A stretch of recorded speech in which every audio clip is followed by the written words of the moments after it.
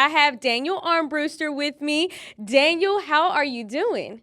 I'm doing great, Haley. Good to see you. It's good to see you too. Like I said before we started recording, I said long time no see. It hasn't been me and Daniel sitting here in a minute, but I'm excited to be back. We have a topic that I would say is a pretty good one because you're saying there's some rises, or we're seeing some rises in road rage.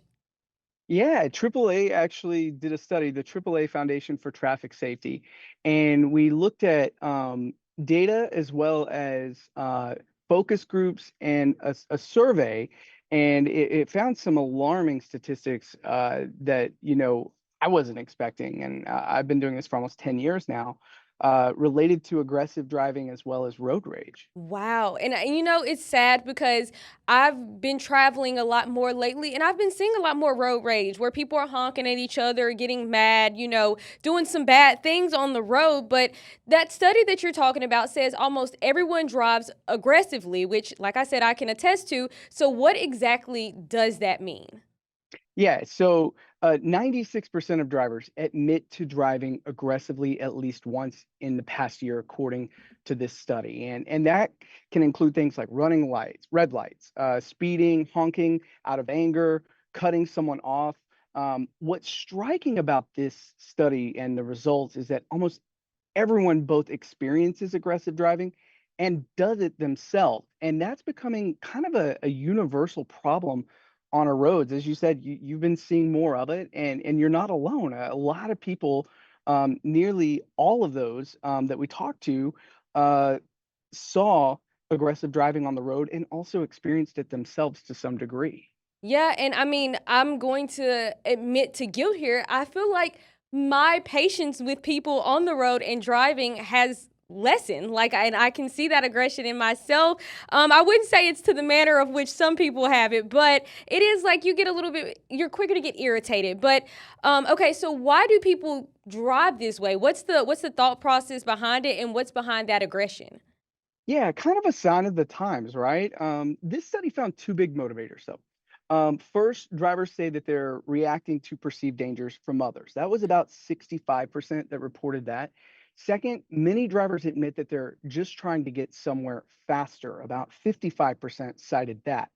Unfortunately, when we look at the details of the study, it looks like stress, impatience, and congestion are often fueling those behaviors that lead to aggressive driving and sometimes road rage.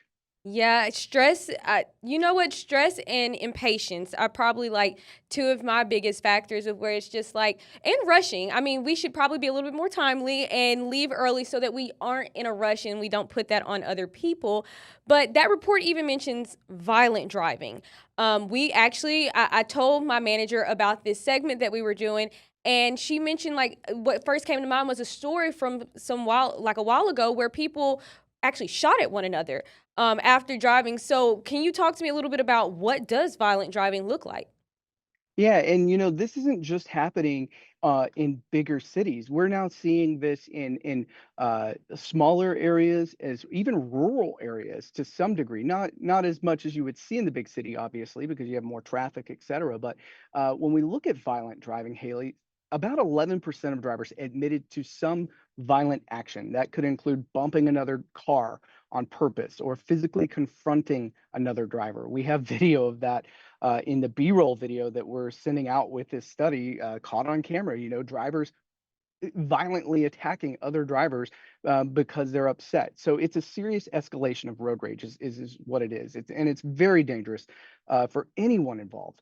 One thing about this study is that men were more likely to engage in violent behaviors, but overall, aggressive driving crosses age, income, and gender lines. Wow. So it doesn't really matter. People are just irritated and they're doing it, and it's super unsafe.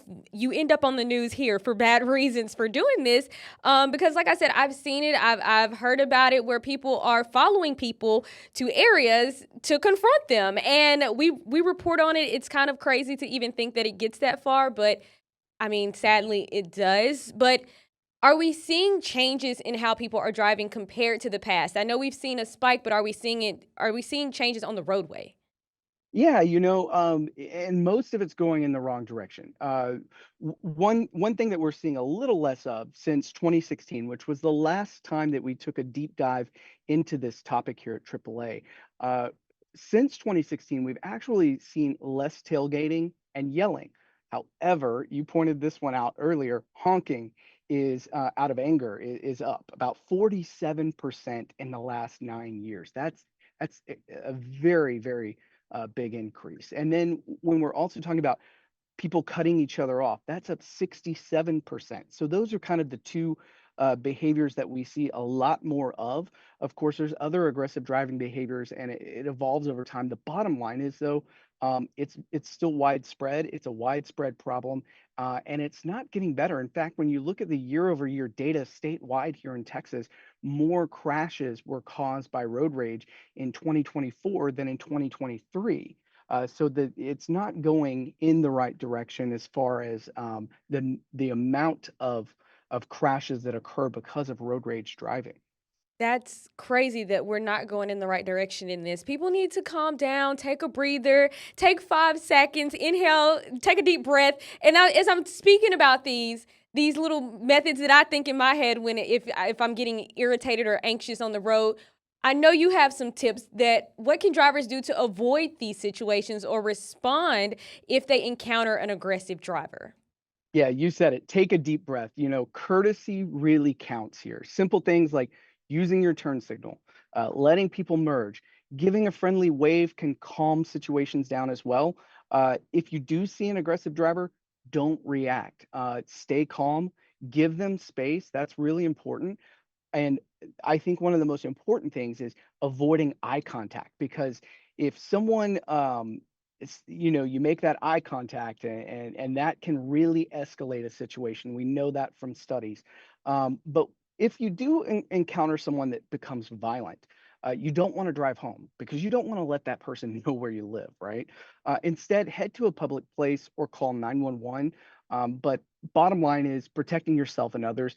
That is what matters most in these situations. Absolutely. And if you're an aggressive driver out there and you're listening, just don't do it. Take that deep breath in and take a moment because these are people's lives that are on the line and matter a lot. So Daniel, if we could wrap up kind of what we've talked about, what are those key takeaways that people need to, keep at the front of their mind when before hitting the road?